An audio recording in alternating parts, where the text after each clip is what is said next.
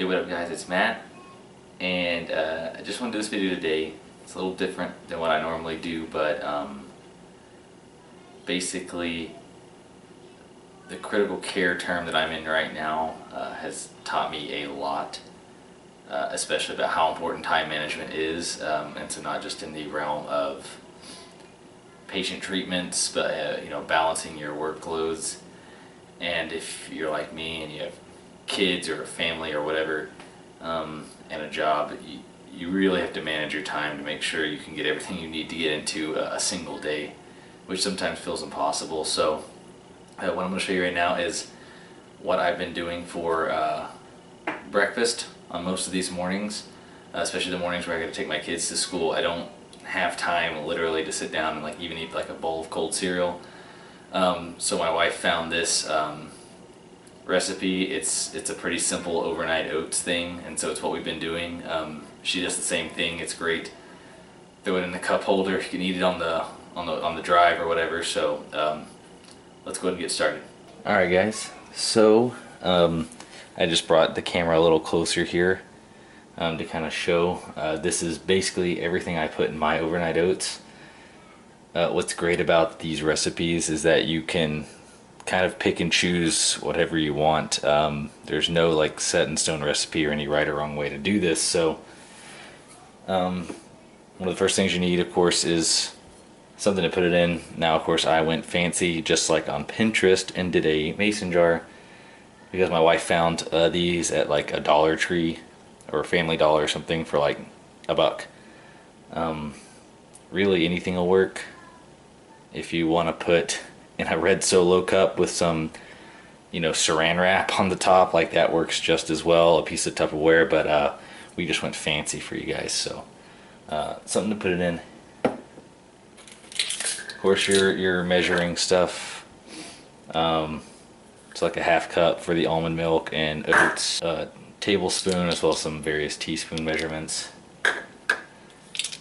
And then my primary ingredients.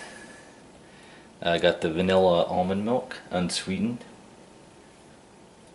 I do a kind of a regular maple syrup, and it's like the glass jar kind. It's very liquid. This is basically what really gives it its sweetness. One single serving is 53 grams of sugar, but I only put a teaspoon in, so 60 mils is the serving size, and we put basically a quarter of that in, 15 mils. So not as crazy unhealthy as it would sound, but I like to do peanut butter in mine. This is just non-fancy, plain old peanut butter from the store. You can use a natural peanut butter, you can use almond butter. That's actually how we had been making it. We just ran out of almond butter, so I'm going to use this today. Of course, oats. And then the final thing I put in is just a little bit of protein. So this is just a plant-based powder protein that has a chocolate flavor. It tastes okay. It actually kind of makes everything taste like plants, kind of like a spinach, but a little bit of that just for the extra protein. And so the final ingredient that I like to add are chia seeds. You can add as much or as little. You can completely forgo this. I like to add just usually half a tablespoon or so of these. I don't have them out. One thing I like to add after the fact is walnuts. Even just a small handful of walnuts is really good. And then you always have the option of adding fruit or something as well. I don't like to add the fruit during the overnight process because I think it gets nasty when it sits and soaks overnight. So if I'm on a slice of banana or something, I usually do it in the morning when the oats are basically ready to eat. I'll slice a banana on top and then hit the road. So, alright guys, and so now I'm just going to throw it together. I'm going to try to do it without blocking the camera too much. Obviously you guys are probably plenty capable of putting ingredients into a container and mixing them together, but I'm just going to do it on camera for the Hollywood effect. So we have a brand new thing of oats here. Let's see if we can.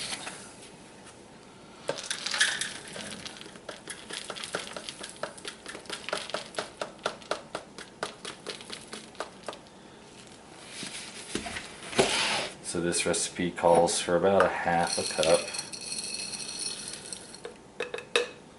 As you can see, I am pretty messy here, but that's okay.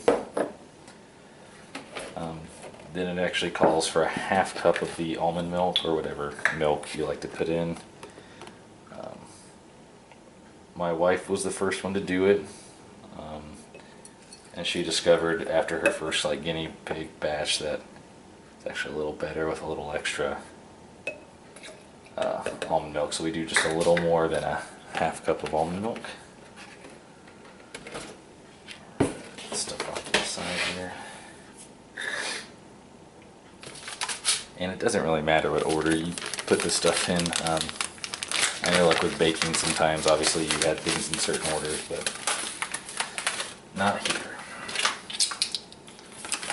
So again, also the thing I like about making stuff like this is like you don't have to be super duper precise. So I mean that's like not quite a full tablespoon of the chia seed. Just add those in.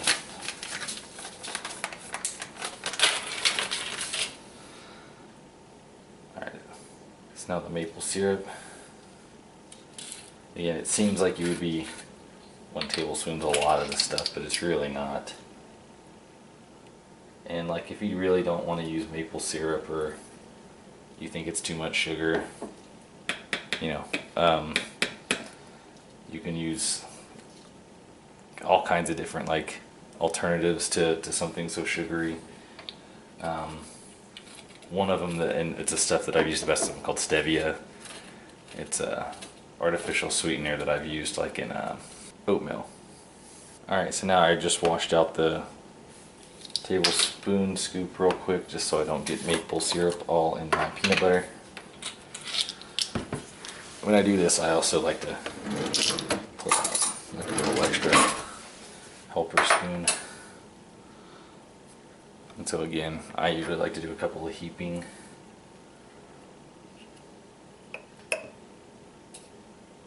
Tablespoons of peanut butter here. I'm kind of a big peanut butter fan, so. And there is a little trick. So when you do peanut butter, you have to be really careful.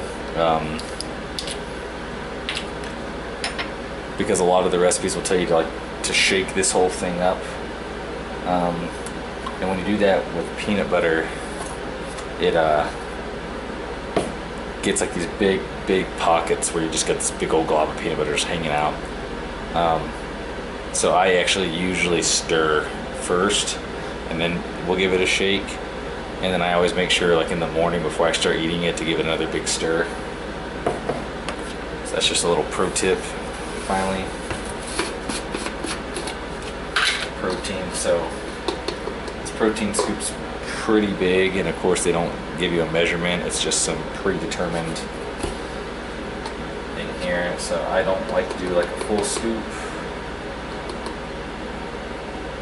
A little more than like maybe half. Add it in.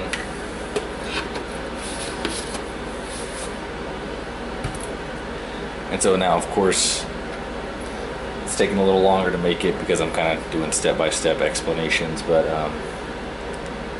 you can literally throw this together in less than 5 minutes. Get it ready to go. Like I said, the night before, it sits all night.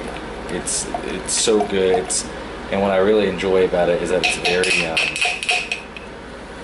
it is very hearty. It's very filling. So in the mornings I don't like find myself craving a bunch of like junk, you know, so just give it a good shake. So you saw I stirred it there first just to kind of get the peanut butter broken up a little bit. Give it a good shake, And even in the morning sometimes I'll go back, and if I feel like it's super thick, I can like add a little more almond milk or something to it. And there it is. Alright guys, so there it is. How I like to make overnight oats. Like I said, it's super easy to do. Pop it in the fridge overnight, take it with you in the morning. I'll usually take it with me and then like not eat it till I get to class. So I'll like drop my kids off, get over to school, and then pop it open, just eat it real quick, even if the first lecture starts. They don't mind as long as I'm not making a ton of noise, but and it's really, really filling.